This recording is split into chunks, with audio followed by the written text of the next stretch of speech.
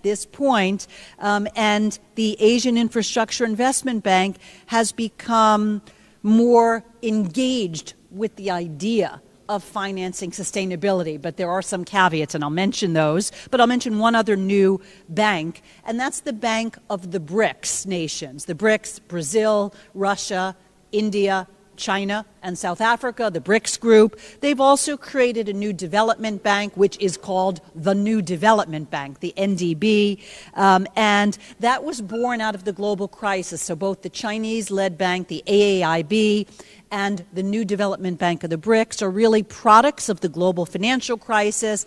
Both have a focus on sustainable infrastructure initiatives, and I think the creation of these institutions has to be really understood as a reaction to the inadequacies of the global financial architecture, frustration with the older post-war institutions, and also with the changing face of global economic power. China has other initiatives like the Belt and Road Initiative that many of you may be familiar with. That focuses on infrastructure and connectivity. And I think all of these institutions present challenges, but also opportunities for progressives that are interested in sustainability. A lot of these institutions based in the South and East have also been experimenting with green bonds and have rolled out a lot of loans that focus on renewable energy. The AAIB, which is the Chinese-led bank with the 85 member nations, has been experimenting with a number of green financial instruments. But here I want to be careful, and again to anticipate an important point of debate. China, as we all know, has, to put it very politely, a very challenging record on the environment, and the AAIB and even the new development banks of the BRICS have a kind of complicated and contested relationship to the question of whether or not they will provide finance for coal-fired power plants or not, and under what conditions will they provide finance for coal-powered energy initiatives in the developing world. They're using a criteria that is also in place at the World Bank, which essentially says only when there are no economically viable alternatives in very poor countries will they finance coal-fired power plants. That's a pretty big loophole because it provides a lot of opportunity to provide finance for coal, which obviously is not consistent with SDG goals. So that's an area, I think, again, where social change advocates have to really kind of put feet to the fire to press institutions in the global South and East to take much more seriously the challenges of not just providing finance, but looking more carefully at the environmental footprint of the programs that they're financing. Just to mention a few other specifics about innovative sources of finance that we've been looking at through the UN agencies. I've mentioned already green bonds and disaster bonds, but I want to mention just a few other ideas about innovative, that is non-traditional sources of finance. Socially responsible investment, such as green mutual funds, which are funds that are targeted toward investing assets of things like pension funds in green initiatives and sustainable investment. I think that market is becoming more important but has to be exploited more, so this green mutual fund industry. Another source of capital that some of you may be less familiar with because it flies under the radar of a lot of social change advocates are what are called sovereign wealth funds. Sovereign wealth funds, if you've not heard of them, are essentially pools of capital that are owned by governments. So they're like a government's bank account. And those assets can be invested either domestically or internationally. At the present time, there's $7.8 trillion in global sovereign wealth fund assets. So that's almost $8 trillion sitting in the bank accounts of governments that is available for investment, separate from all other budgetary obligations. earmarking only a small percentage of these assets for investments that are consistent with the SDGs, or at least in investments that don't explicitly undermine sustainability goals, could be very important. And we've been working at the UN in terms of trying to provide incentives for governments to earmark, that is, to set aside a certain portion of their sovereign wealth fund assets in order to target sustainable investment. Norway has been really leading the way on this. The government of Norway has the world's largest sovereign wealth fund. It has just over $1 trillion in its sovereign wealth fund. And quite recently, the government of Norway has decided not to allow funds to be invested in corporations that earn more than a third of their revenue from coal. And that was a really important decision because Norway is a kind of market leader in sovereign wealth funds, and many other governments are looking, governments in South America, some oil exporting governments as well, governments in Asia, are looking at this Norwegian example, I think, as a kind of role model. Other kinds of innovative strategies that I'll just mention kind of in passing that you may be more familiar with. There's been discussion, I know Hamdi and I were talking about this over breakfast this morning. Financial transactions taxes have been a kind of lightning rod for social change activists and civil society organizations for a long time. These are essentially taxes on the trading of foreign currencies.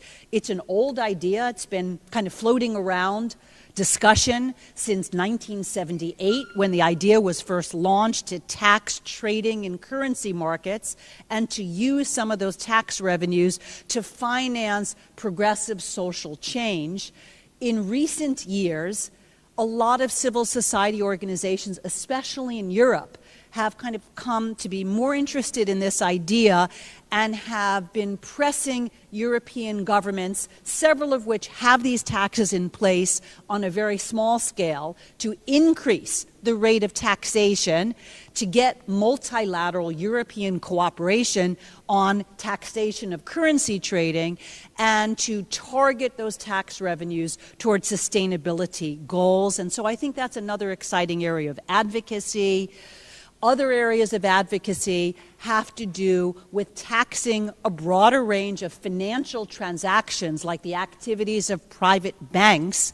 And interestingly, the International Monetary Fund, which historically, of course, has not been a progressive institution. I spent the earlier part of my career writing very critically about the International Monetary Fund.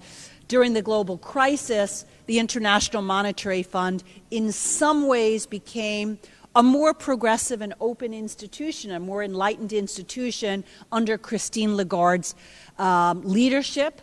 And in the area of sustainability in particular, Lagarde spearheaded a proposal that she forwarded to the group of 20 nations, the G20, which was called the FAT tax, Financial Activities Tax, FAT. It was good marketing. Essentially, it was a tax on global banks that was where the tax revenues were to be used to finance the social programs that were necessitated by the global crisis. And Lagarde also spoke about using some of those funds for sustainability goals. And I have to acknowledge that it was my own country, again, which unfortunately played the spoiler role and blocked the G20 from moving forward on the FAT tax. But there are discussions among the European governments that remain committed to multilateralism, to reviving this conversation. And I've been at some meetings with European policymakers and some policymakers from the global south and east that have been talking about kind of rethinking this.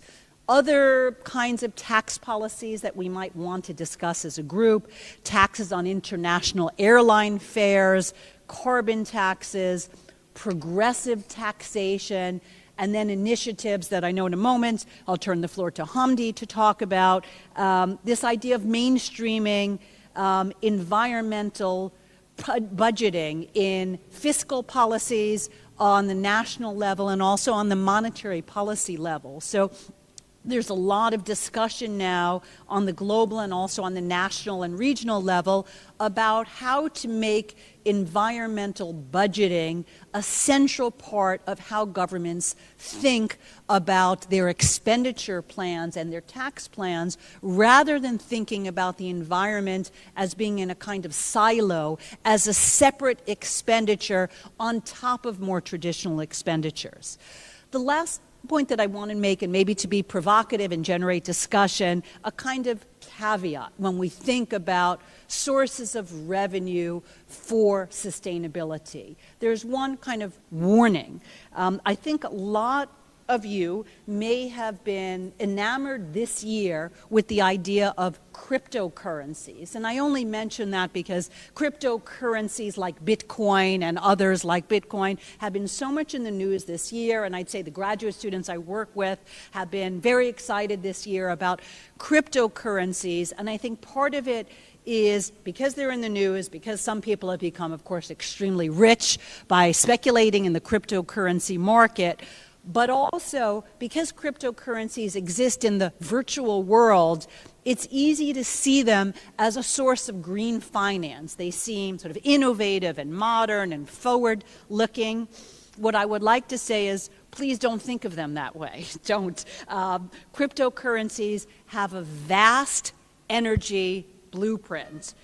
Almost all cryptocurrency mines in the world are located in autocratic countries where energy is cheap and where coal-fired power plants are the chief energy source to run all of the computers that are necessary for blockchain technology requires a vast amount of kilowatts of electricity. And so, in fact, cryptocurrency operations around the world have already had a very destructive environmental footprint. And so something I wanted you to keep in mind, because I think a lot of people these days are thinking about cryptocurrencies as a source of green finance, and I'd say at this point that does not seem to be the case.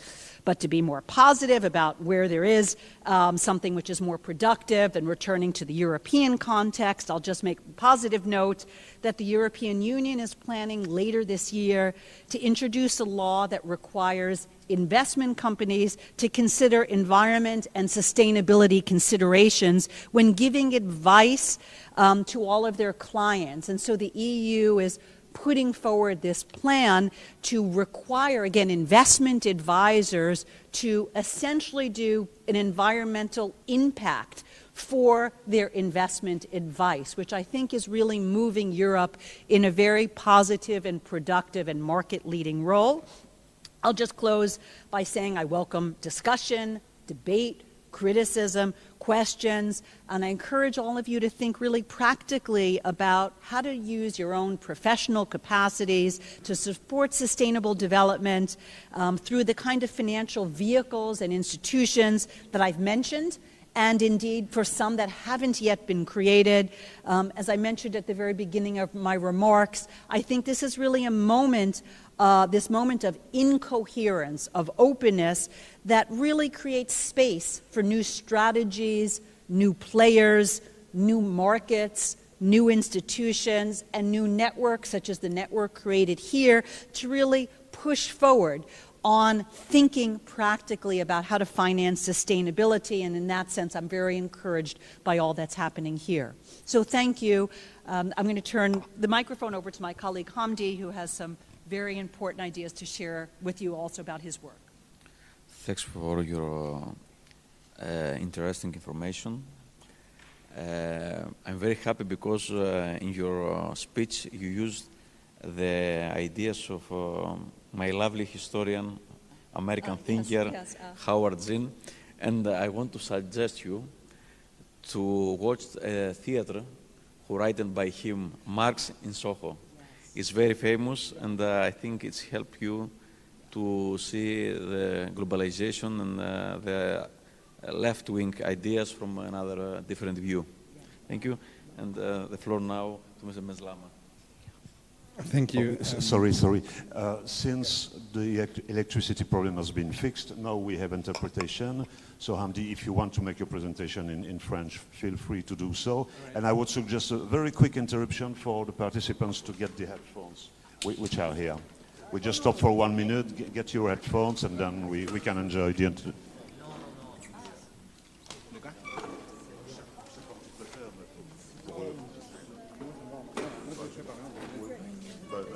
Ça leur prend 1 minute de les prendre. Ok, comme tu préfères. Je veux dire pour eux aussi, dans les questions-réponses, s'ils veulent parler français. Okay. Ou, voilà. Par contre, du coup, je comment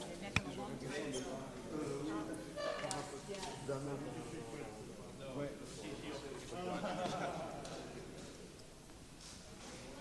Yeah, but how do you manage so I can have a look at it? Yeah, but I think we need to change the setting if we want to see it. And then you could join the first 2 rows during your speech, your presentation. Yeah. And so we have interpretation in German channel 1, English channel 2, French channel 3, Italiano channel 4, and Spanish channel 5. And we will have a PowerPoint presentation, so maybe should you turn to the big screen? Yeah, I think if we move a little bit, then we can all look at the screen. It's up to you. I mean, so maybe you can see better. I think I'll be standing.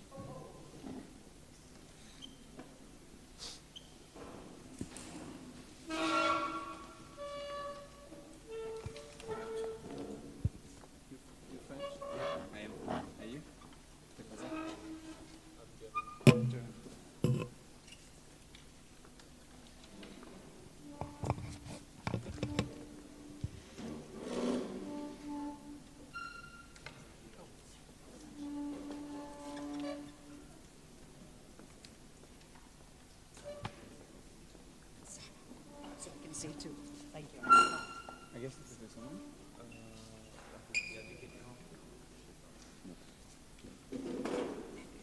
Shall we? Yeah. All right. Let's get it started. Well, thank you very much to the S&D group and to everyone for being here, for inviting us. It's a great opportunity to have that we have today to introduce you the Finance Climate Pact. So it's in French. We haven't translated the logo yet. Well, my colleague raised many of the issues we're concerned about, and the Finance Climate Pact fundamentally is basically a European initiative launched last December, whose goal is basically to bridge the gap between finance and climate. We have a major challenge that we kind of all agree upon, that is climate change. The Paris Agreement were quite ambitious in this regard. They set very ambitious goals. A lot remains to be done, notably during the COP24. And what we want fundamentally is, we have the same concern, is how can we basically earmark financial funds on financial markets, how can we allocate them to sustainable investments? So maybe let's start with the first slide. So in Finance Climate Pact, the basis is that we are facing a major climate change challenge, and it seems to us that it's more and more urgent to act. Next slide, please. So this is basically to show that after the Paris Agreement, so barely 2 years afterwards, even though the Paris Agreement were quite ambitious themselves, barely 2 years afterwards, we have the UN already stating that there is a catastrophic gap between national pledges and the actions needed to cap global warming below 2%. So here you can see the green is basically our current trajectory, and if we want to comply with the 2% strategy, then you see the efforts that remains to be done. On the next slide, we can see that climate change is not just an abstract and far away, it's not just a prospect, right? It's already happening. There are major changes already taking places. Actually, the IPCC says that from 2020 onwards, there will be irreversible changes. And this is a simple example of drought in California at the Folsom Lake within 3 years. So, yeah, it's not just an abstract threat. The next slide. So I just give quickly a couple of figures. The first one, this is a Columbia University study that shows that devastating climate change could lead to 1 million migrants a year entering the EU by 2100. So it seems now, do you hear me? Yeah. It seems obviously a little bit far away, 2100, but imagine 1 million migrants every year entering the EU. In terms of political impact, it's not about migrants themselves. The next slide is a little bit the same thing. So I'm French, and we didn't find the equivalent for the EU, but we have French agency basically that showed that peak temperatures could reach 54 degrees in northern France in basically 30 years, which is a major evolution. The next slide shows us, for instance, that Southeast Asia could be too hot to live in by 2100, which is also seems far away, but not that much. Well, this is just a couple of figures to show that climate change is happening, is taking place, right? The next slide, that shows basically a history of 800,000 years of CO2. So, yeah, I think this slide speaks on itself. Well, this being said, the major challenge, as my colleague just recalled, is how can we fund the transition, right? The ecological transition. So next slide is basically a European Court of Auditors landscape review, a kind of report released last year in 2017 that quotes actually the European Commission by saying if the EU wants to reach its 2030 targets, in terms of climate obviously, we have to invest each year 1,115 billion. So here you have small, more details. It's very precise as a figure, but it gives us the kind of efforts and the kind of efforts we have to provide and the kind of capital we need to mobilize to engage in a climate transition. The next slide is a little bit the same thing, is the BDI, which is the German Industry Association, says the climate protection could cost more than 1,500 billion in 30 years. This is quite interesting because you can also phrase it in another way.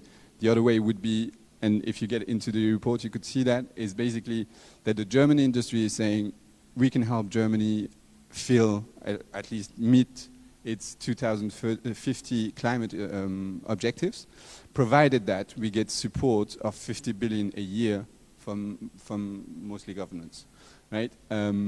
So it's a key question because here in this newspaper, in this snapshot, it seems like a cost, but we can also consider that as an investment opportunity, both to save climate and at least to mitigate climate protection, and in the same time creating jobs. We'll see that later on. So next slide. This is the French Energy Transition Agency called ADEME. That says basically in France by 2050, if we engage into the climate transition, we could reach as much as 900,000 jobs creation by 2050. This could go up to 5 and 6 billion, between 5 and 6 million in Europe. The next slide gives a little bit more details about the job creation opportunities in Europe. 3 million jobs could be created in the renewable sector by 2020, according again to the European Commission. So you have a little bit further details. You can see, for example, that 1 million jobs were created since 2000. So again, this seems to me that it's a major opportunity, investment opportunity. And more importantly is that there is a substantial potential of job creation and productive jobs for society. Most of the jobs also that cannot be outsourced, which is a major challenge in terms of employment in Europe.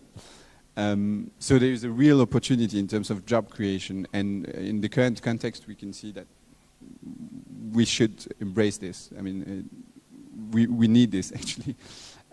So next slide. Yeah, and this is also why we got the support from the European Trade Union Confederation.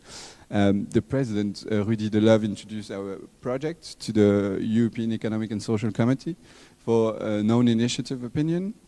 So it's currently being discussed, but if we get the support of the European Trade Union Confederation, it's also because this is a major opportunity to, I mean, there is a link between sustainable development and job creation, and mitigating climate change with basically,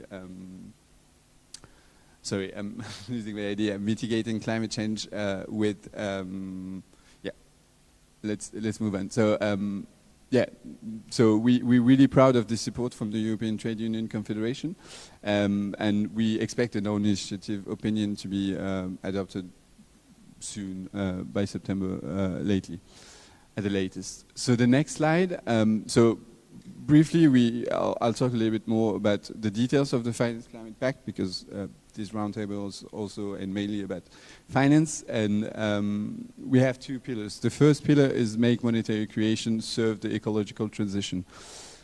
This is a very strong affirmation that we have, is that you probably all know that the ECB has been engaged into the quantitative easing policy. It's been almost 3 years now, and basically, this is back in 2014. Les Echos is a famous French newspapers, economic newspapers, and it's the ECB stated that we are ready to create 1 billion to save growth. There was a recession at that time. There's a lack of liquidities. There's big risks on European growth, and the ECB stepped up and said, "Well, we'll create money to save growth, and behind that also employment." We're not saying it's good or it's bad, it just happened. And it's probably a good thing because it saved probably a big chaos in Europe.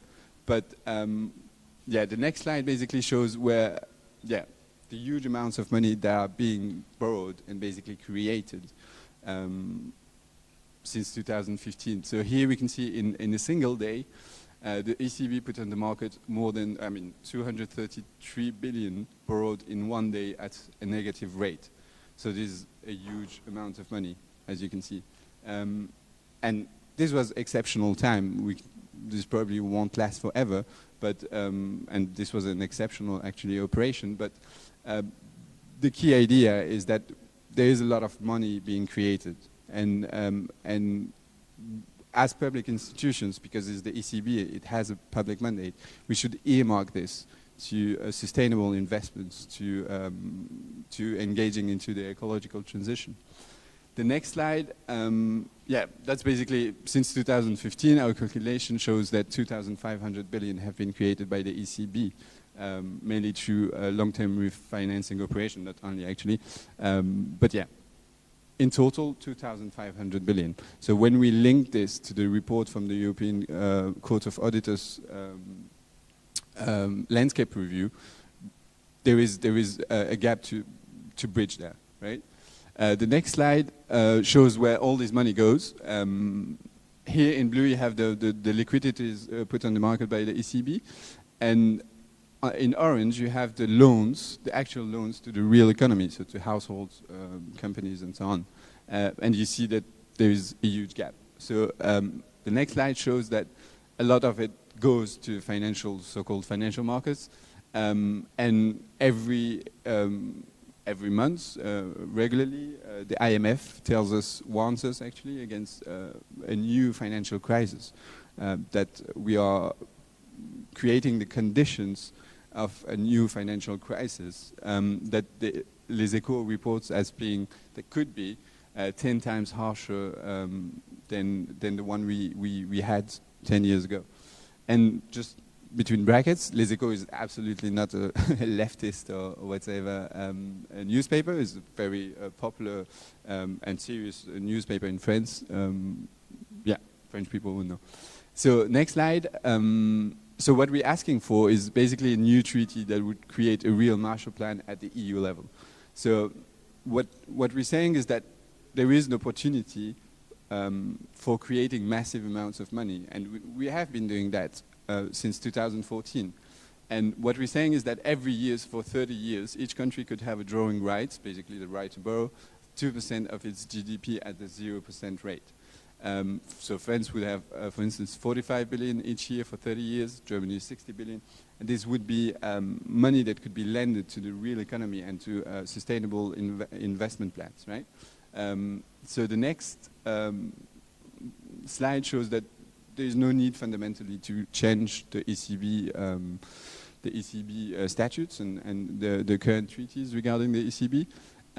We could just change the European Investment Bank, which has been leading banks in this regard in terms of innovation regarding financial instruments for climate change, mitigation, but still, if it is still investing in carbon-intensive sectors, and we think that we have the capacity, because it's a public institution, it has a public mandate, and we are here to decide what we want our public agencies to do. And here, basically, what we can decide is to make the European Investment Bank a European Sustainable Development Bank. Plan B, we can create a subsidiary of the EIB, provided that other investment in carbon-intensive sectors, for instance, are progressively abundant. The second pillar, which is on the next slide, is create a European climate budget. Why a European climate budget? Because it's quite different from a loan. You know, when you create money, it's a loan, so you have to pay it back. A budget is an investment capacity that goes beyond this logic of paying back. You know, for instance, a huge part of this budget would be dedicated to aid to southern countries.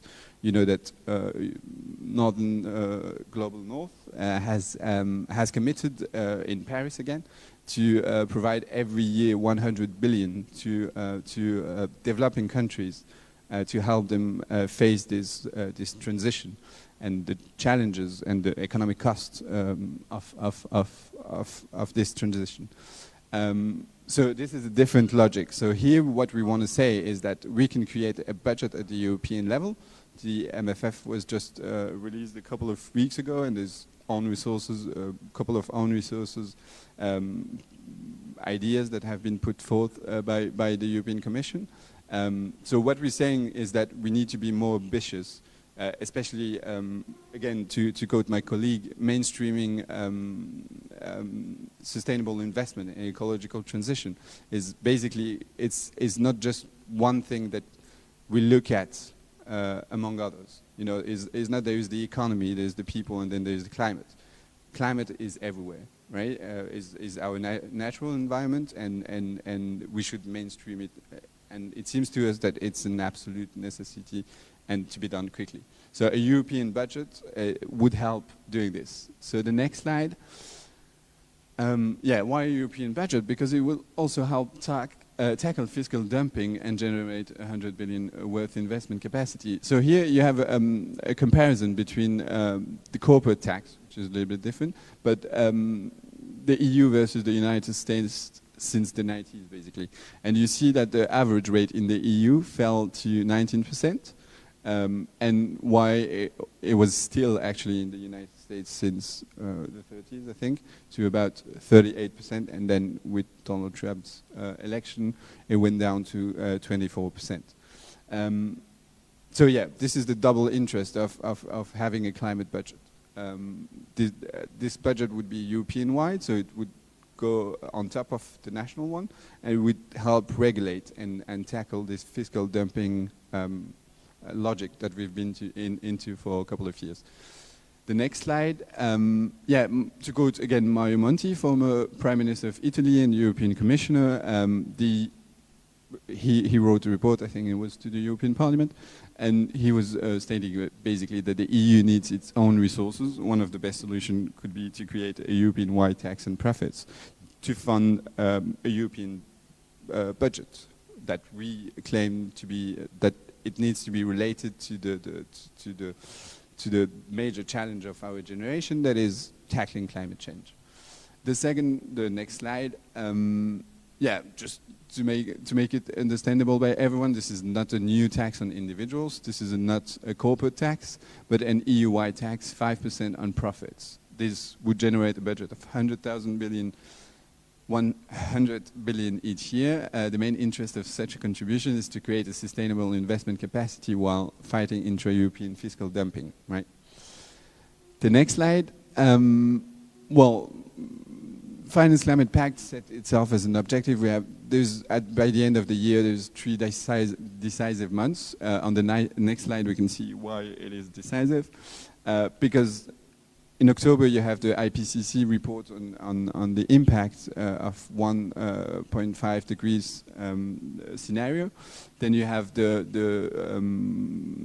UN report on climate by the end of October. Then you have COP24, which is a major COP that would implement a lot of the principles that were agreed upon at the Paris Agreement. And then you have the European Summit in mid-December. And this summit is particularly important because, as you probably know, the EU has launched these citizens' consultations back in April. At least in France, it started in April 17th, I think. With Macron's speech in the European Parliament. Maybe we can discuss this, how it's happening in your country. But the idea is that they want to bring, this summit is going to be the conclusions of this citizens' consultation across Europe. And the objective is to create the conditions of a renewal at the European level. So there's a lot of expectations towards this summit by the end of the year, and we expect big decisions to be taken out of this citizens' consultation. So let's see how it goes. Next slide, an opportunity for the EU and for the progressives. Next slide shows that basically, we all European citizens and as progressives, we can only feel maybe, threatened by what is happening around us. We are in Italy. The Italian elections happened just a few weeks ago, and we saw the results. And elections after elections in Europe, we have pretty much the same outcome, right? Macron was a surprise in France, but still, if you take out Macron out of the picture, you see that Le Pen and Mélenchon, which is deemed as a lot of people say he's anti-European, is almost 40% of the French electorate at the presidential election. So Macron as a pro-European one, obviously, but there is, in every single country, we are facing the same challenge, the rise of populism and Eurosceptics. And Italian elections are the latest example, but a very interesting example. The next slide, President Macron was also elected with the idea, and that's probably also why he won, is that he can reform Europe, right? He can bring changes within Europe. And one of his major plans was to create a fiscal instrument, a common budget, let's say. This is being still discussed, but a couple of weeks ago, you have 8 countries, Netherlands in the first place, among others, that stated that and publicly opposed the choice of the choice of Macron and the proposition of Macron. And there's 8 countries, mostly Netherlands and northern countries, that say no to Macron regarding his common budget plan. You have a title from Politico just below. And the next slide shows us that in the same time, these countries are very sensitive to the climate issues, to climate change. For example, if you look at the figures from Eurostat, you see that the Netherlands, when they ask Dutch people, when they're asked to single out the most pressing issue from their perspective, they are 27% to single out climate issues. In brown, you have the Netherlands, and in red, you have the average in the EU. So you see there's a major gap. And the Netherlands, you probably all know that it's below the sea level, exactly. And so it is logical. So we think the Finance Climate Pact, putting climate at the center of an EU-wide renewal in terms of treaty, in terms of law, this can be discussed, but climate can bring people together. And finance is the instrument that could bridge the gap between these two elements. So, yeah, this is an interview from Jens Weidmann, the current Bundesbank president, the German Bundesbank, sorry. And he's talking to Les Echos, and he's being questioned about Macron's plans and all these discussions around the reform of the Eurozone. And what he's saying is that let's do things in order. The first thing, sorry, I couldn't translate it, but he basically says that let's do things in order. So this common budget or risk sharing is not an end in itself. But it must serve a bigger purpose. And we need, as Europeans, to define what is our common bigger purpose. And he says climate could be an option. Then we could create for climate a common budget. So we think that climate is really has the capacity to unite Europe, and this is very important to us. Next slide.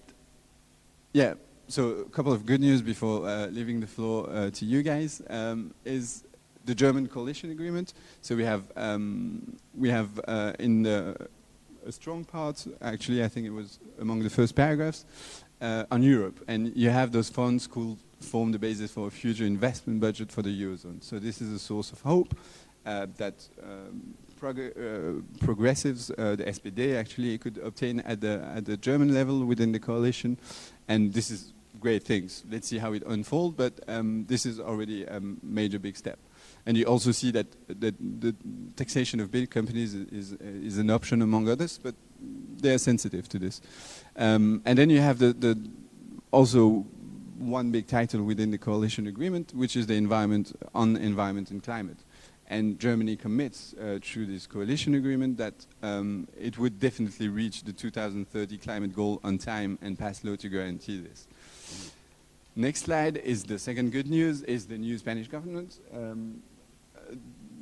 Prime Minister Sanchez and Minister Teresa Ribera, the environment minister, are both signatories of our call and supporters of our project. And again, this is progressives. They are in power at the current moment, and we think this is a good time by the end of the year if we mobilize strongly enough, and if we successfully convince people that climate is not just an option, that finance can be a powerful instrument to mobilize all these funds. Well, we can make a difference. So the next slide, I think, is finished. Basically, we need your support. So go on website, get involved. We are basically a campaign. So a lot of people are getting involved, mostly in France at the moment, but also local committees are being created across Europe. So we warmly invite you to go on our website, sign the call, get involved, do whatever you want, but do something. Next slide, I think, is finished. Yeah, this is a snapshot of our supporters, yeah, and our website, and I think this is the last slide, probably. Yeah, if you want to get in touch, just feel free to do it. Thank you a lot. Thank you a lot, Mr. Benslama. And now it's time for discussion. The floor to you for your questions.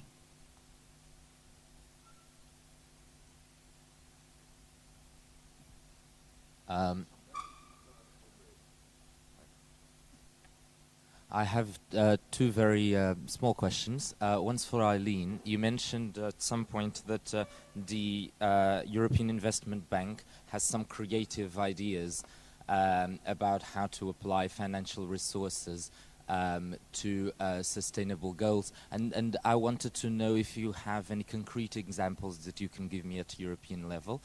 The second short question is for Hamdi, am I pronouncing your name well? You mentioned the European summit. Are you very hopeful? I've been in a number of consultations citoyennes with Nathalie Loiseau, and I can tell you I'm not hopeful at all for what the European Council is going to be about. But particularly in climate, do you think there will be any change? Your views on that would be appreciated. I have two questions as well. The first one is regarding the disaster bonds and the green bonds. Could you just once again explain how they work with the private sphere that you mentioned? And the second one was actually the first pillar, making the bank work like with regarding to the quantitative easing program. Like, how is the relationship once again with money creation, that you can use money creation for social development and for sustainable development? I haven't got that point correct, I think.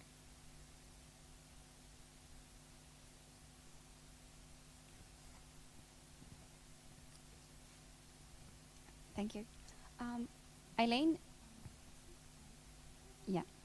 The question is for you. The sovereign wealth funds really piqued my interest, and I'm curious which member states of the European Union are currently pooling resources in this fund. And to the best of my knowledge, most of the European states abide by the Paris Climate Agreement, so they have an incentive to channel resources into this as well. So given that they already have this a thing in common, is there any chance for the European Union to be willing to craft legislation to have all its states have a mandatory contribution to this kind of fund? And if this is feasible, should it be a proportionate contribution? Should it be hinged on how much a country pollutes, or based on their economic pollut?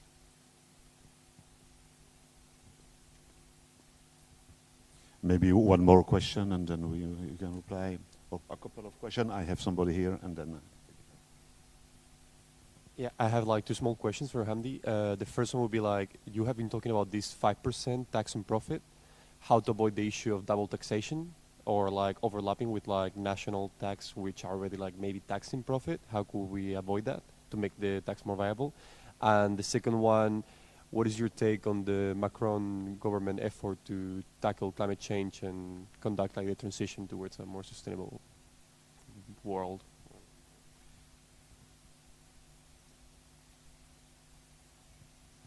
Thinking about how GDPR has forced many companies across the world to adopt their privacy policies to the EU's privacy standards, could a similar initiative on investment regulations focusing on sustainable investment, could that help make multinational corporations and foreign investment companies also kind of adapt these standards?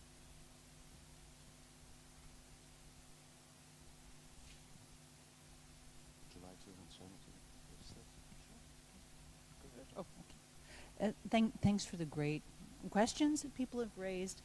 Just taking them maybe in the order that they came up.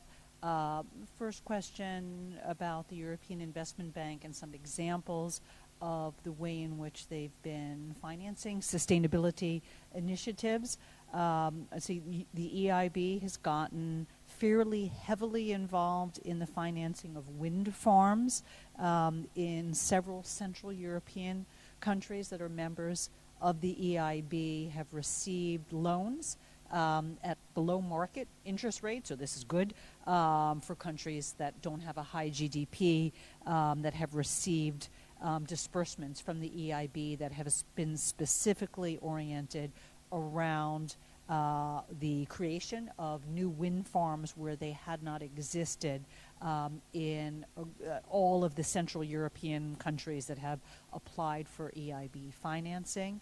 The EIB has also been financing solar energy, the production of solar energy, building of solar farms in most of the sunnier Southern European countries, and they've also provided finance to a number of North African countries in partnership with the African Development Bank. And so those are, I think, two really important examples of the way that the EIB has gotten into, not to as great an extent as we'd want to, but has really gotten into and ahead of financing sustainable investment, ahead of many of the other banks that have a kind of similar ownership structure.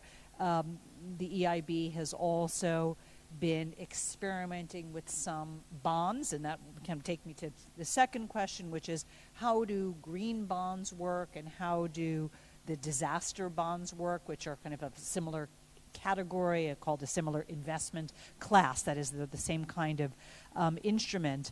Essentially, how these bonds work, bonds are a mechanism for providing loans, right? It's the way that banks provide loans. They sell a bond, and the entity that buys the bond is essentially providing a loan. So that's how bonds work. It's just a mechanism for financing loans.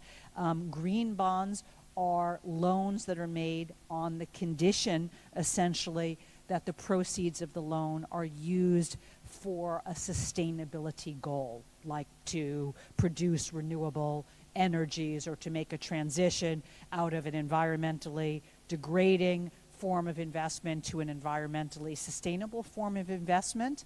And so many of the legacy institutions, these institutions created after World War II, have started to experiment with the sale of these green bonds, essentially going out to international capital markets and offering these bonds to investors, particularly to investors that are interested in green investments, like certain pension funds that have now taken on a green investment mandate, have been buying these bonds, so essentially using the resources that they possess in order to make loans in the form of purchasing these green bonds.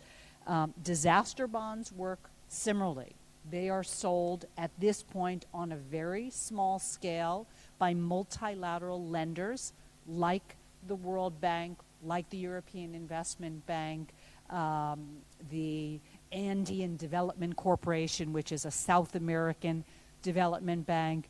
They have been, oh, and I should note in this context, the Andean Development Corporation, again, a South American development bank that's very progressive in its general orientation, has been partnering with the German development bank KfW on the sale of green bonds, and they're starting to talk about disaster bonds, which are bonds that are sold after a natural disaster as a way of providing finance to essentially remediate the consequences of a natural disaster, like to deal with programs of relief after a tsunami or after an earthquake or some climate-related crisis or a humanitarian crisis. So again, it's another vehicle for loans. Instead of having the loans come directly from a government's budget, that is from taxpayers, these are loans that are financed on private markets by selling a bond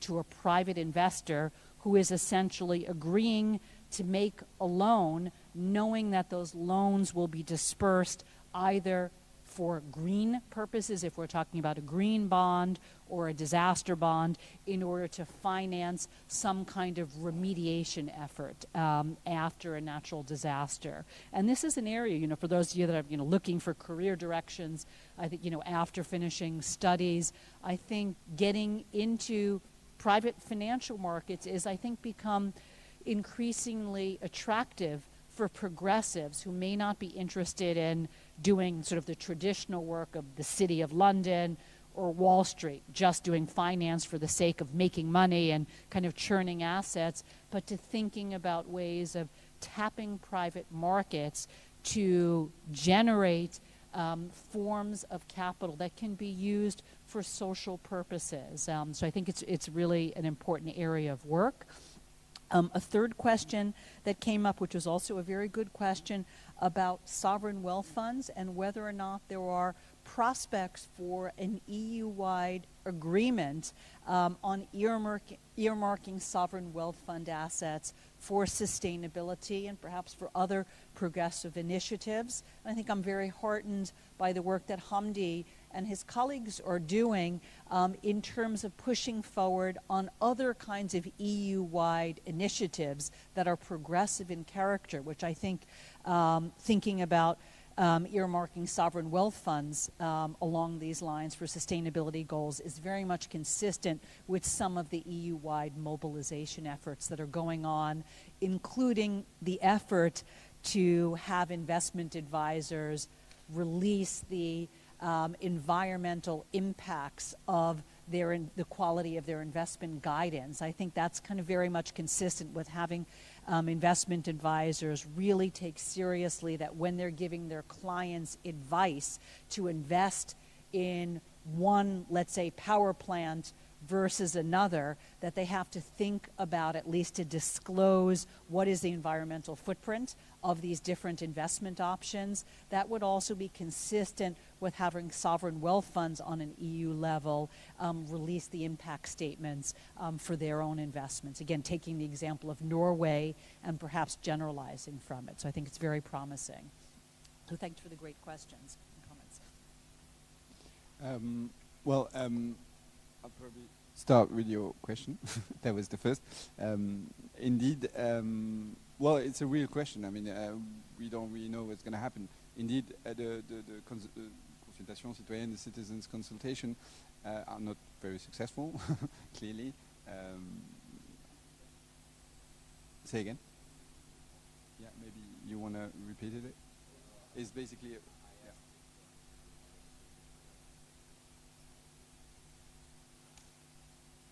of December, right?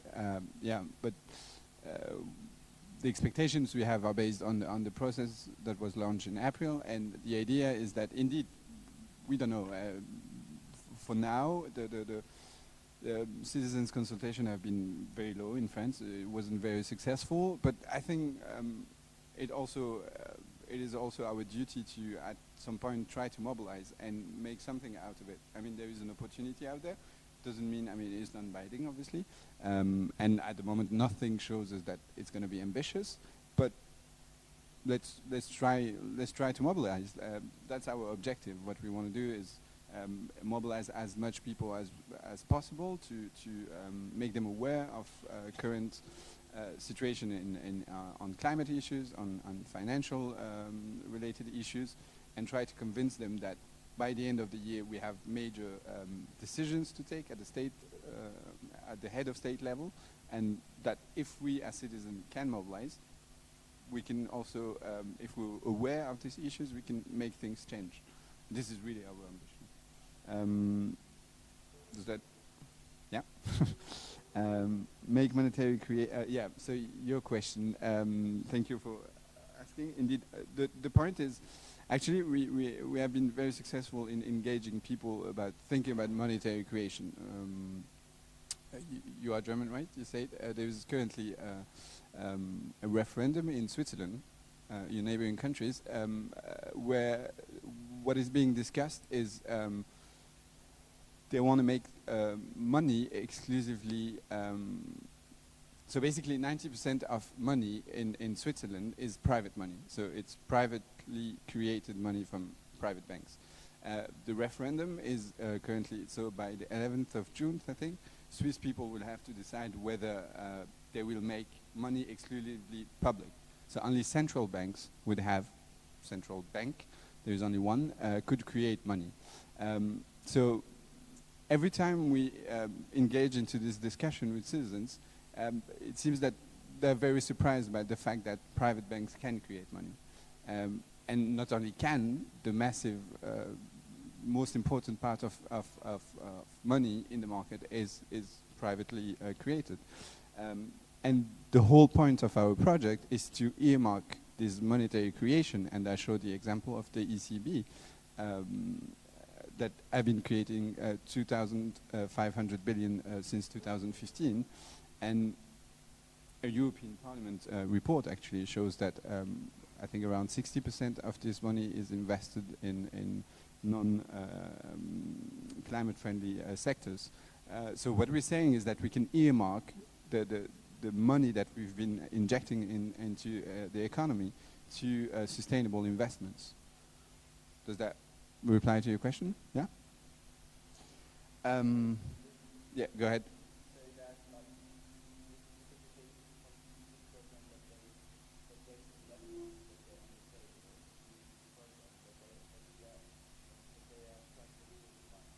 Yeah, exactly. This is an option. What we say is also that the EIB, as a bank, we could increase its own funds, and we can make this plan feasible, because the EIB create money, and we can the money it creates, the loans it provides, we can make them, by a public decision, exclusively dedicated to sustainable investments. Make sense? Yeah, then your question, I believe, thank you as well. 5%, how can we avoid double taxation? The idea is to have a federal tax and local tax. In the last MFF, I think there was a proposal to make a unique, une assiette de taxation unique. Sorry for the... All right. Well, in the US, it is the case. You have federal tax and you have national, state level tax. So this is completely feasible. I mean, there is no particular difficulties. Then, indeed, when we get into technicalities, then we had to set a clear framework for companies to be secure in their taxation. But I mean, it's feasible, and I don't see any major troubles in this regard. Well, Macron action on climate in France. I think there was an article recently from Politico who was saying that he was doing really bad. Like, I will send you this article. You probably have a lot of information. I think there are major upcoming events at the international level where he can play a key role. Indeed, at the national level, there are a heavy criticism regarding his action on climate. When you talk with NGOs, with different people sensitive to these questions, there's massive criticism. But yet, there are really strong upcoming steps at the international level where he can make things, bring things forward. There's the G7 today or tomorrow. And the dates are recalled by the end of the year, so the CAP24. And he made a really strong commitment, make our planet again, great again, this slogan, this motto that he put forward, I think, by the end of last year. So he wants, it seems, at least, like he wants to play a leadership role at the international level, and we will be very... we will look at what he will be delivering on these issues with close attention. What was the last question? That was yours, I believe. Yeah, I mean, my colleague already answered, but I think the EU has a really strong... it's the first market, right? It's the first market in the world, and its regulation power is immense. The problem is that we tend not always to agree among ourselves. So it's hard to have a frank line on some regulations. But I think the power is there as the first market in the world economy. We really have a power in terms of standards, in the many things, as you referred to our GDP. In many things, we really have something and to bring to the world. And particularly on the issue of climate, now that the US withdrew, as you recalled, we can really play a key role, and I wish we can play a role model at the international level, because there need to be someone playing this role, basically, and it's not going to be the US. So, well.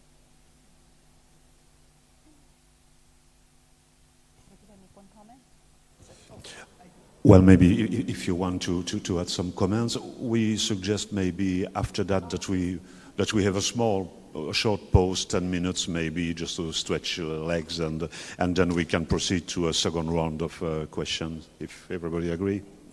So let's be back here at 11:15 sharp, okay? If you want, we can have a photo together. Ah, yeah, sure.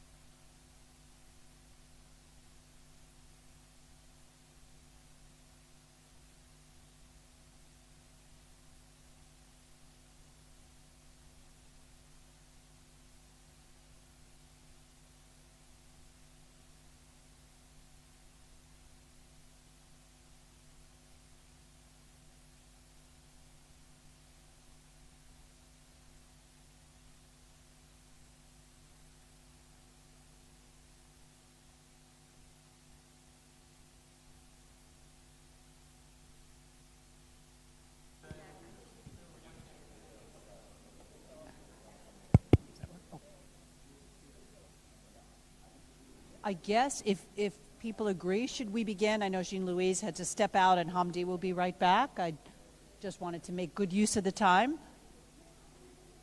Is that okay if we resume? Okay, all right, great. We want to take some more rounds of comments and questions. I just wanted to just quickly throw just one thing out for maybe some discussion. Jean-Louise, is okay I started? I wanted just to make sure we don't lose any time. Just two very quick thoughts. I was thinking when people were raising some interesting questions about Paul Collier's excellent presentation on Wednesday night. I know it gave all of us so much to think about, and I know two of the points that he made about avenues for progressive change I think are really relevant to this discussion. One of his proposals was to think about ways of bringing jobs to people rather than people to jobs, and so everyone remembered. And also another point that he made was about how to build a sense of community as well. And I think that both of those kind of connect with this conversation when we think about what kinds of jobs to bring to people, thinking about jobs and how to finance the relocation of industries where there are displaced populations, I think connects well with sustainability goals to say that the kinds of jobs that should be brought are not just any jobs. I know he was using the example of Amazon, but to think about how to bring jobs that foster sustainability, I think is an important part of a progressive platform. And when he was talking about building a sense of community, I think when Hamdi was speaking, is thinking about how when we think about the fact that we all inhabit this earth together, that questions of sustainability, I think, inherently raise these issues of building community and recognizing that the borders that are created by governments are not real borders in some sense, that we share this common space. So I just wanted to mention that because of Collier's recommendations.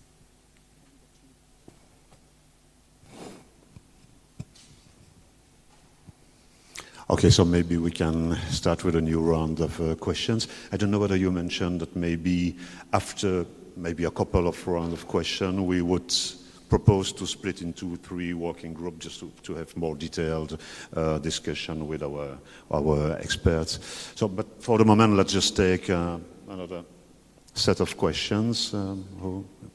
Okay.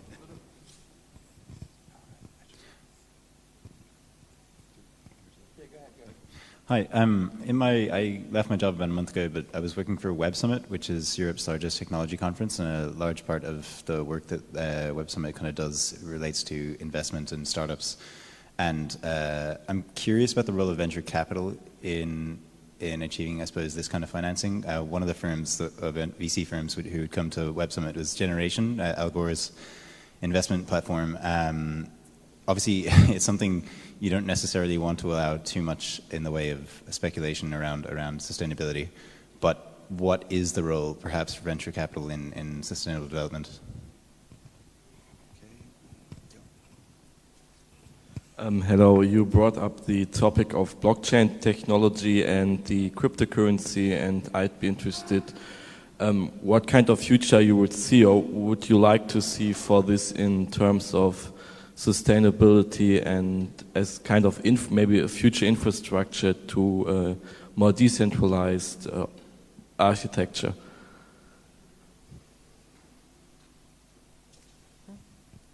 Thank you.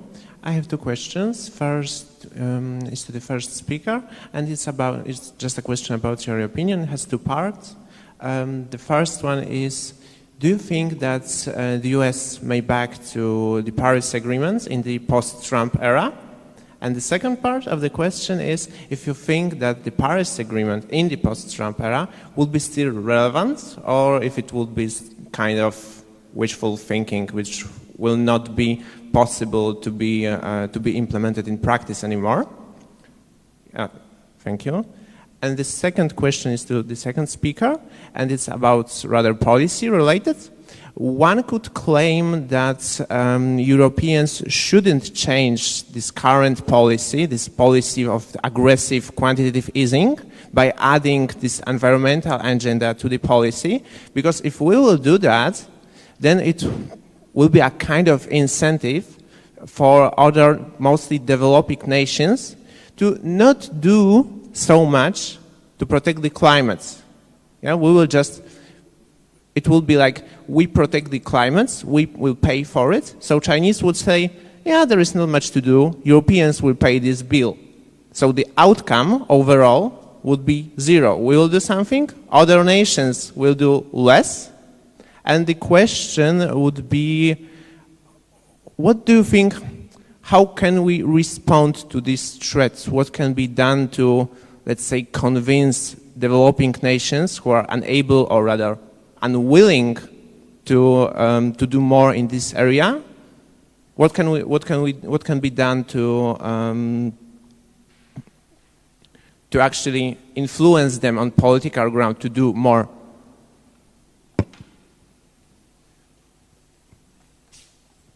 I suggest we take another couple of questions, then you can reply, and we will have a last tour afterwards. Thank you. I'd like to make an observation and a question to both panelists, if I may, having worked in the sort of sustainability field for many years. We've had a lot of discussion over the last 2 days regarding you cannot have free movement of capital in a democracy. No, Eileen, something that we've been discussing over the last day or so. I would suggest that neither can we have free movement of natural resources when we have inequalities around rich countries buying up resources and land in poorer countries when the indigenous people don't subsequently have access and rights to those resources. I think there are a lot of inequalities around that. My question, I think, in a thought-provoking sense, going back to when the gold standard was removed, since that time, private banks have been able to basically print money with impunity. Is there a need to consider perhaps some form of natural resource or natural capital approach to raising finances? So, for example, it fosters perhaps micro desalination plants in the Middle East or reforestation perhaps in Malaysia. And it's therefore a system that's much more closely tied into sustainable development, and ECG requirements around banks are tied into that. Thank you.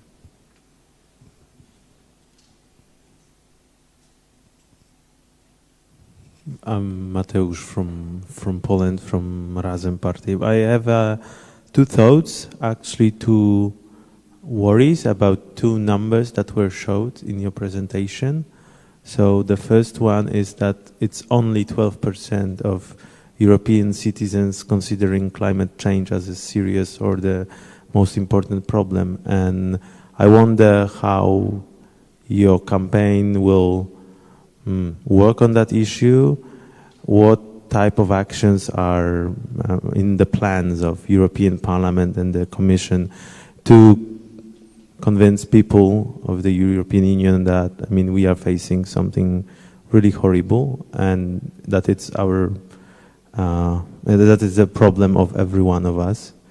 And how to avoid this effect that sometimes happens when there are the ambitious projects launched by the European Union that, you know, Brussels said something which is, you know, out of somebody's perception, yeah? How to avoid that. And my second point is regarding the other number that was that only 12%, yeah, of money invested in the sustainable development is going to the real economy and real jobs. Again, like how, what type of action can we make to avoid that effect? To not create, you know, another speculation bubbles and stuff. And my third question is regarding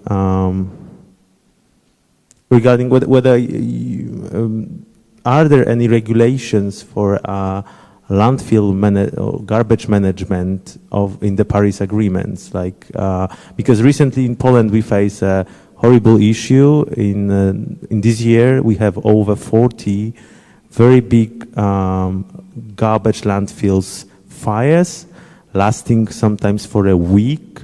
These are mostly the garbages imported from the other European Union countries, UK, Italy, others. And well, it's a horrible affair because it makes us feel like we live in a third world country where, where there's too many garbages, you just burn them. And of course it's like some affair on, in between of mafia stuff or something. But I mean, are the Paris Agreement making any regulations on that?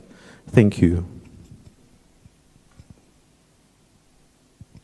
May we take another couple of questions maybe, and then we could conclude and then proceed to the small working party. So I will just take 2 more questions. Hi. Hi, thank you for your speech. I would like to ask one question regarding, as you mentioned, the Professor Collier example.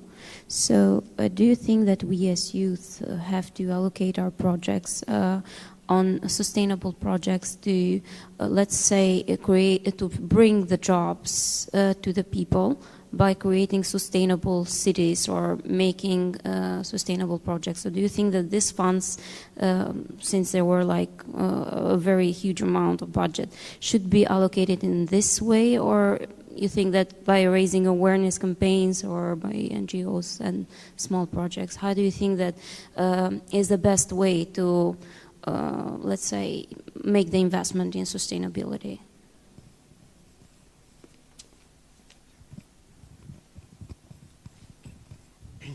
Thank you, Philip, Czech Republic. I would like to ask you about your opinion on cooperative business, and if it's the sustainable model we should go for in the future, where we apply democracy in the workplace. And also, it's kind of a like community business, which is not based on profit, but it's for people to have some like decent lives. So, what's your opinion on that? Thank you. Please.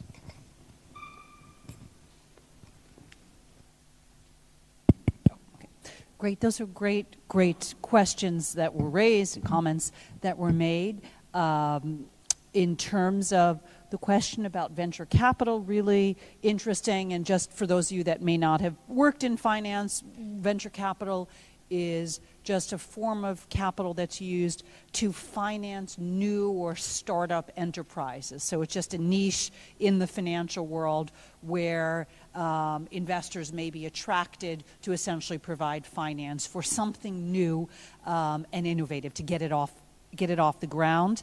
I think venture capital, I think your point is really well taken, is another area for advocates of sustainability to really think about how to come to occupy that space, and instead of just having venture capital provide finance for traditional industries, thinking about carving out a niche within the venture capital world to raise venture capital for environmentally sustainable investments, for renewable energies, for green energy, to attract the right kinds of jobs, as was suggested. I think that's a really important idea, and that there is room within the venture capital industry for thinking about sustainability considerations as the kind of overriding drive. In terms of blockchain technology and sustainability, as I noted, blockchain, to this point, the cryptocurrencies that rely on blockchain technology have been extremely energy intensive. Again, and that's because of all of the networks of computers that have to be housed in what are usually called mines, but which are essentially like data farms or computer farms that draw on a tremendous amount of energy. And again, it tends to be non-renewable forms of energy that are powering these data mines. To my knowledge, there aren't any that are financed using, or that are, I should say, powered using wind or solar. I don't know that there's any technical reason why that could not be the case, other than it would cost more. So it would require raising more money, perhaps from green investors, whether it's green venture capital or green mutual funds, in order to create sustainable forms of energy that could power cryptocurrency farms. I mean, so that's kind of thinking out of the box. It's possible. The initial obstacle is just the cost of doing so. But I think a great direction. So it doesn't mean that cryptocurrencies are always ineluctably, that is permanently environmentally unsustainable, but the way that they're being powered now makes them very energy intensive. In terms of the Paris Climate Accord, is it still relevant now, which was, I know, the second part of the question that was raised? I would say yes, very much so. And, you know, what we may be seeing among the more progressive or at least multilateral-minded European governments is that they are kind of ring fencing. They understand that the U.S. right now has taken itself out of any conversation around climate change and multilateralism in general, and this may be creating more incentives for like-minded European and other governments to come together to actually strengthen their commitment to the Paris Climate Agreement. So I don't think it's become irrelevant by any means. The world after Trump is a world I like to think about a lot, of course, and I like to think that there's a kind of moment of collective hysteria in the U.S. that has sustained the Trump administration, and that after he is either impeached or put in jail, or at least doesn't win the next election, the U.S. will return to its commitments to multilateralism, whether that means participating in the IMF, the World Bank, the Paris Agreement, or any other international agreement. So I'm hopeful about that. In terms of the issue of the free movement of resources that was raised, I think that's a really important point. It also connects up with environmental racism, environmental dumping, as our colleague from Poland mentioned, this kind of transnational movement of garbage around the world. I think that thinking about ways to create EU-wide and even global compacts that affect the international movement of resources is really important in terms of creating more sovereignty over the control of the natural environment and preventing competition around environmental dumping, essentially where countries are competing to attract environmentally degrading practices like importing garbage, which is a really perfect example. Thinking about controls on the international movement of investment and resources, I think, is really important. I think this is a good time to be thinking about how to coordinate around those issues. The natural capital approach that was mentioned, an example of which are things like debt for nature swaps. I think thinking about natural capital is important, productive. The time is right for doing that, and there's some innovation on the national level along the lines of thinking about sort of natural capital issues. In terms of sustainable cities and how to attract the right kinds of jobs, of moving jobs to people, I think the sustainable cities movement is really important as a way of thinking about making it attractive for different states and even nations to attract more sustainable industries. And so I think the sustainable cities approach has a lot to recommend it as a kind of magnet for attracting the right kinds of jobs and the right kinds of investments. And certainly it's complementary. The efforts to increase consciousness around sustainability, I think, also helps policymakers to bid for the right kinds of jobs that are sustainable, that provide employment, but also also create the right kinds of employment. So I think sustainable cities are a magnet, but also consciousness-raising advocacy work of the sort that Hamdi is doing, that was mentioned, are critical to those efforts. Last point about co-ops. Are they a model for sustainability? I think co-ops obviously have an intrinsically progressive aspect and given that they look at the kind of full circle of production and consumption and human rights, lend themselves to commitments to sustainability more than do traditional capitalist enterprises. And we're, of course, in a region of Italy which is known for more cooperative business enterprises, as I know the mayor of Reggio Emilia mentioned to all of us on Wednesday night, which I think is really heartening. So thanks. Well, thanks for all these questions again. Yeah, the first question about the Paris Agreement without the US, again, I think that the EU has really can play a leadership role at the international level. The withdrawal of the US belongs to the US. We don't have to judge that. It's obviously a big blow to international and multilateralism in general and climate-specific negotiations. But I think the EU can really play a key role in this regard. If we set, you were talking about disincentives for non-EU countries. If for example, the quantitative easing program from the ECB is made to be continued,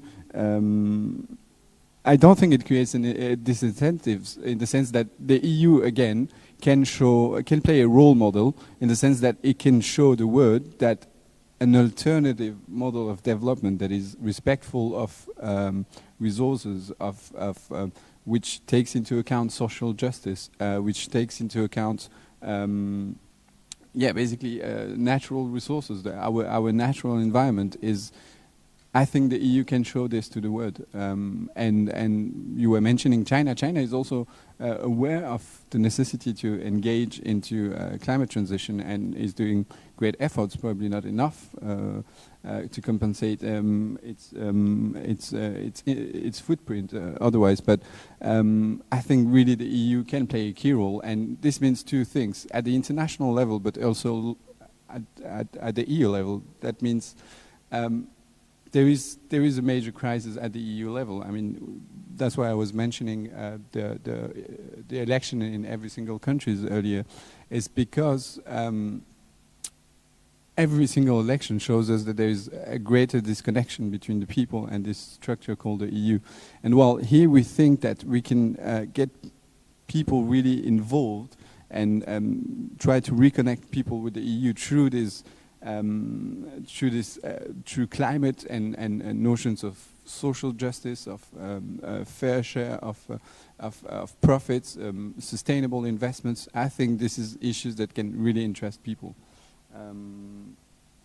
So I don't think we would create any disincentives. Our project is not to continue indefinitely the quantitative easing program. It's probably going to come to an end. Our aim is to show that there's massive amounts of money that are being created, and this is something we can do because it's public institutions. And public institutions, the ECB, the EIB, can decide not to invest anymore in non-sustainable investments.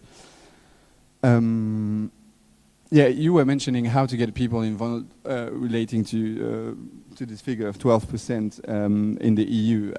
Well, again, in sustainable development, you have a close link to job creation, but also to equality. If you dig a little bit further, you can see that climate change impacts further and more importantly people that are poor, for instance, right? And there is also another gap to bridge between social injustice and sustainable development, right? And this is something that can get people involved, aware, and concerned. I mean, interested in these issues, and we think we can really make people interested in these questions through the lens of social justice and issues like this. Again, 11%. Usually, when we talk about this 11% figure that of the liquidity going back to the real economy, people are also very interested because, well, first they're not aware most of the time that money is created by private banks, and that after 3 years we created 2,500 billion, and to save growth, and this is a good thing. But why are we not taking this opportunity to make linkages with sustainable development, to earmark these investments, this injection of liquidity on the markets, to basically just to be in coherence with our commitments at the Paris Agreement. And usually people are very interested in this. The Swiss campaign I was referring to earlier, same thing. The campaign managers were saying that basically when you tell people that 90% of the money in the economy is created by private banks, people are quite shocked. And it doesn't mean it's a bad thing. It just means, I mean, we can rethink the model, obviously, but we just say that if this is the case, let's play by the rule, but let's just make them sustainable. Let's put conditions, criteria, and earmark this to sustainable investments. You were also referring to sustainable management of waste. This is a key issue. Local authorities are usually in charge of waste management, but they also, in the same time, lack financial means to manage them in a sustainable way. Well, again, we have huge amounts of money available out there. Let's just make the necessary linkages, right? And again, cooperative businesses are also through our project. There are two technical measures, but what we want is make another model of development possible, where human is central to this development model, where nature is central, and nature not because it's nature, because it's our environment. It affects our health, it affects our way of life, what we eat. Everything we do basically is affected by our natural environment. So what we want to make possible through these two funding opportunities is another model of development that we have to think about collectively. There are plenty of micro experiences here and there. In Germany, for instance, you have these energy cooperatives who are very successful, increasing year by year. But all these alternatives are lacking funding.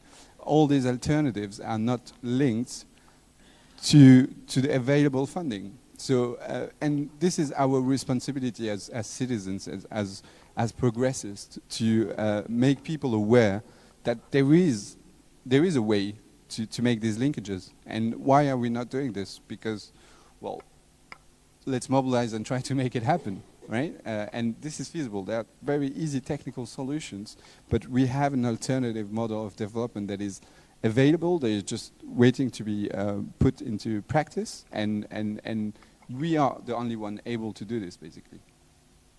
Yeah, I think that was the... Okay, thank you, Eileen and Hamdi. Actually, I wanted to ask you a question to the audience, actually, if I may. Sure, go yeah. ahead.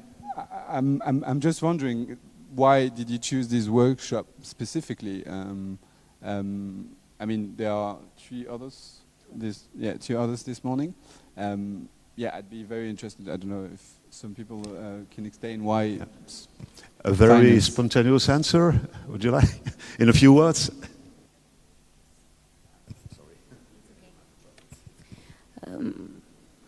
Personally, I see sustainable financial resources for innovation as a way that, since we've been into crisis lately, and we need another revolution because we're overcrowding the metropolis, and I think that if we tackle well the ways how to deal with it, we can build a new revolution and boost the economy and also improve the global initiative. That's why. But another answer, please. 33 of 50 most air polluted cities in the whole world actually now, or in Europe, are in Poland. We have a massive problem with smog, and we have a permanent cuts in public transport and huge traffic in Warsaw, and it's like I feel myself like worse and worse in my own city. So I mean, and I think what's related to as you said, the environmental dumping. welcome. Like it's something I see every day, and so that was the idea. And it's also like I was thinking a bit like we will be on bit lower level, let's say. Like so, for example, like how the local communities can cooperate regarding that projects, because the energetic transformation in Poland is also one of the big topics. And it's actually out of the government agenda. For example, they are planning now building a big new airport, but nothing about changing the energy system. So it's like that's my everyday life, let's say. Okay. Anyone else to express motivation for being here?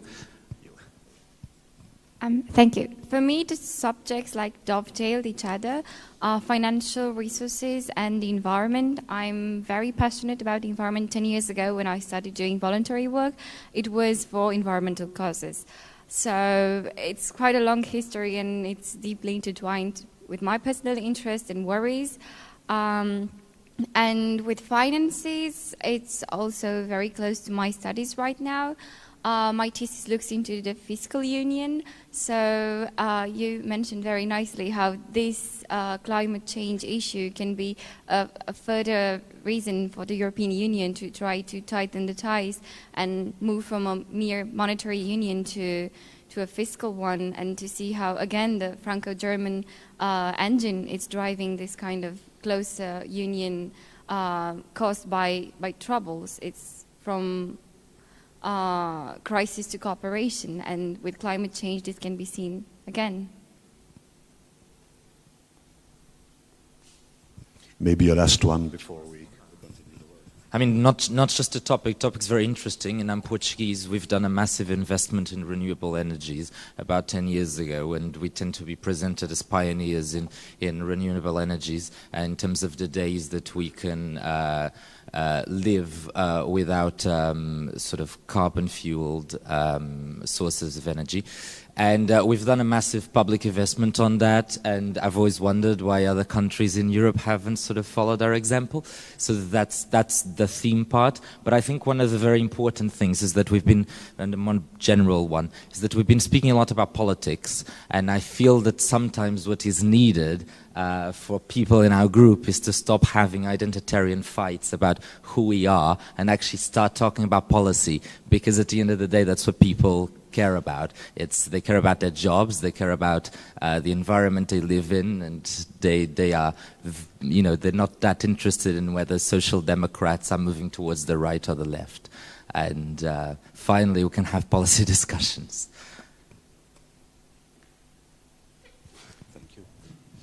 If I may, just a message from our moderator, Nikos Sandourakis. Unfortunately, because of some strike in public transport, he had to change his travel arrangements, and he apologized very much, but probably he will have to leave the School of Democracy now. So he asked me to carry his apologies and also to thank all of you for your participation. Now, maybe can we split you into 3 groups? I think you are roughly 24, maybe 3 groups of 8 of them. May I propose something? Because this afternoon, of course, we will have the report back in the plenary. And for this, I will ask our co-rapporteur to stay a little bit longer with me and the speaker, maybe, so that we can sum up a bit and help you preparing the report. But also, may I suggest that each working group now would discuss on one key question on those issues, obviously, to be raised in the plenary this afternoon, if you agree with this method. So the target would be to exchange views and to say what would be the one question you would like to raise to the politicians, to the member of the socialist group, and to all attendees this afternoon, if you agree with this method. And our experts will move from group to group, just maybe to kick off the debate, if you agree. Is it okay for you, Hamdi? So let's say 1, 2, 3, 4, 5, 6, 7, 8. You would be a first group. Could you maybe gather in the bottom of the room? 1, 2, 3, 4, 5, 6, 7, 8. You would be a second group in the middle, and you'll just remain here. Thank you. Groups and report back. One is that the 3 groups, maybe to say. Yeah, maybe what they have defined. Yeah. Yes, when each group has agreed on one key question to be raised, maybe one of you can report back, and I will communicate it to the lady who will be moderating this afternoon, so she knows what is the outcome of our thoughts. Yeah, maybe if you have a proposal. Yes. Can we free the interpreters, maybe? No.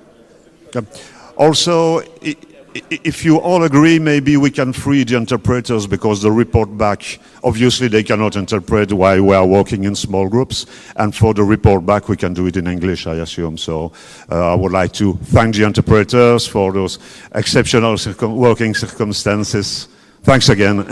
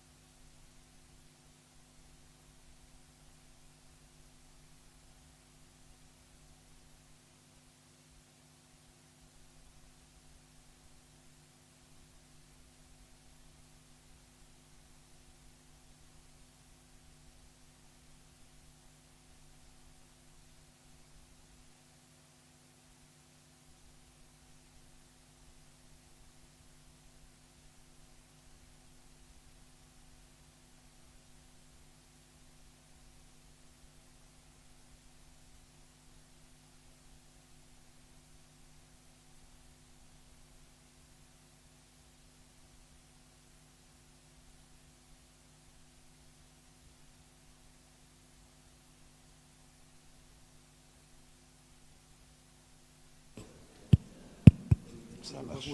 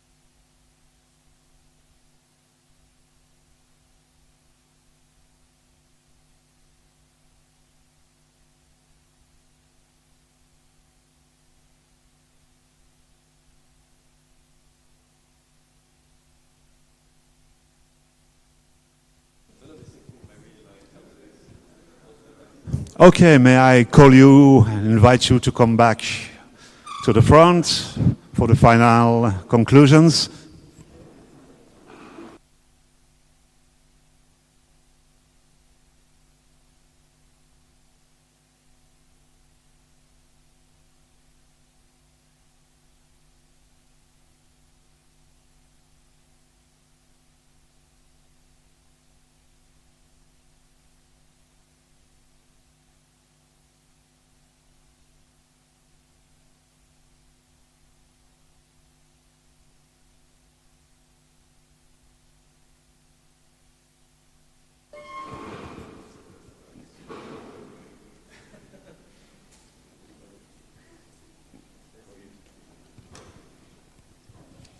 First of all, my apologies if I sit on the tribune. This is not to show magistral authority, but I will take note of your questions, of course, so it will be easier for me.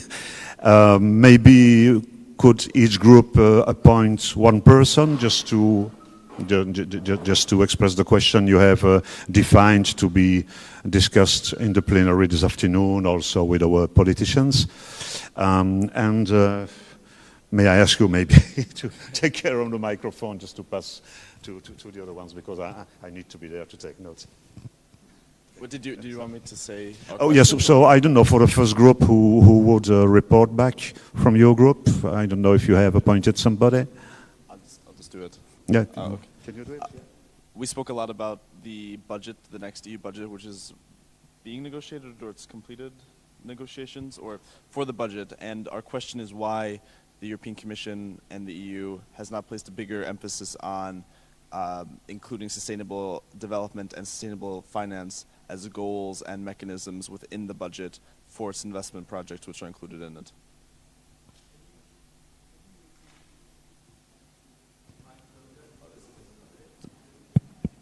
Okay, is this better? Okay.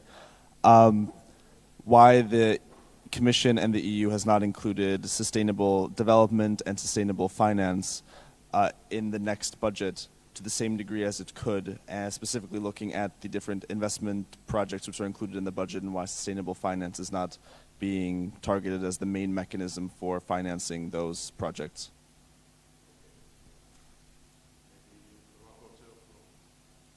Maybe a rapporteur for the second group. Yep.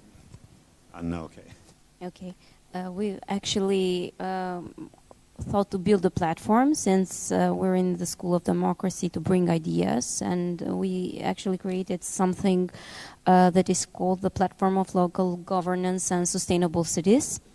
And maybe later on we can pop all the points of it and how we have thought to build this in order to, let's say, increase the level of trust of social and democratic group, but also connect them better with their citizens. And on the other hand, build projects that will help the communities and local governance to make their cities more sustainable and to bring jobs and to boost the economy once again in Europe. And our question is that is the S&D willing to implement and support our project and to make us part of it if they see it as a promiscuous project? Okay, thank you very much. For the third group.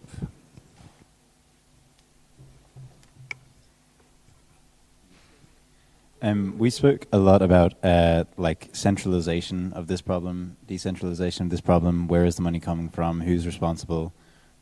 So we came up with a question which kind of encompassed most of those themes, which was what is the role and responsibility of the public sector, including state companies, in funding and orchestrating sustainable development? At what level? National, European, regional, or local?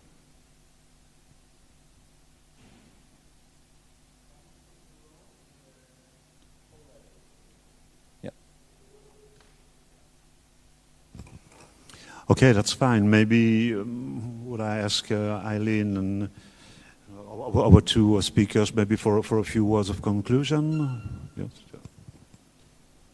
Thank you. Those were great questions that the groups came up with, and it was great listening in on your conversations. And it's been a really fun and enlightening session, so I really am heartened by the school and by the experience of meeting all of you, I feel like are ready to get out there in the world and promote sustainability goals. So I'm very heartened.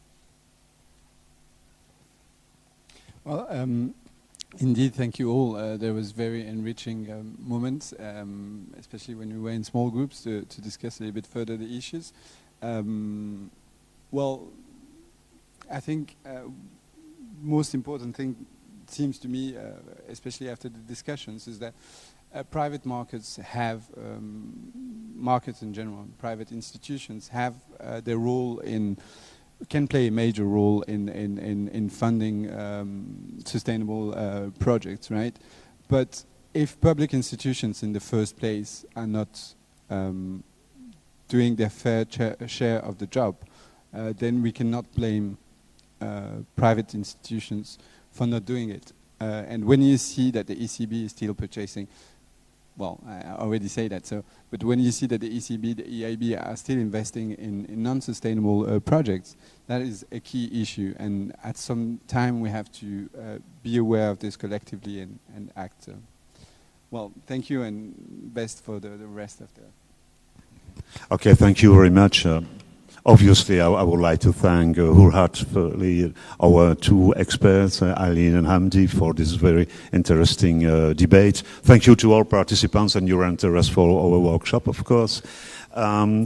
Practically speaking, I would invite the two co-rapporteurs to stay maybe for another 10 minutes, just to look at how to structure the report back to the plenary this afternoon. I invite you to be at 2:30 in this room, 2:30 sharp. We will restart the plenary session. And may I also ask you, out of courtesy for the followers, just to put the seats back in place before leaving. Thank you very much, everybody. And yes, an ovation for our speakers.